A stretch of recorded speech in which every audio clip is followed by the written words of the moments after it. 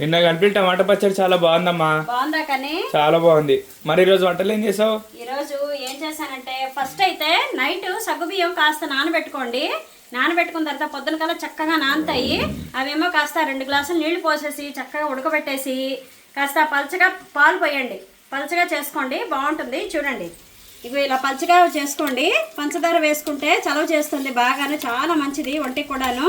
ఇలా చేసుకోండి. ఇప్పుడు వేసంగాలం వస్తుంది కదా, చాలా బాగుంటుంది. అలాగే ఈరోజు వంటలు చూడండి, కమ్మని పాలకూర పప్పు నేతిపప్పు పెట్టి, అలాగే గోరుచిక్కుడుకాయ, ఆవాలు, మినపప్పు, జీలకర్ర, ఎండుమిరపకాయలు, కరివేపాకు అన్ని పోపు వేసేసి గోరుచిక్కుడుకాయ ఒక 10 నిమిషాలు బాగా వంటసేపు ఉడకబెట్టి నువ్వుల పొడి వేసి చేశానండి.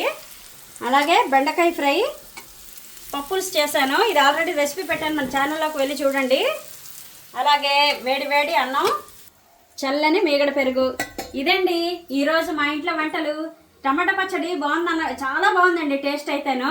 మెంతి పొడి కాస్త వేయించి దూరగా మెంతులు వేయించి వేస్తే కనుక నిలవ పచ్చడి సూపర్ ఉంటుంది. నేను ఇది రెసిపీ చేసి ఖచ్చితంగా నేను మీకు పెడతాను. నిన్న కూడా చాలా మంది కామెంట్ చేశారు.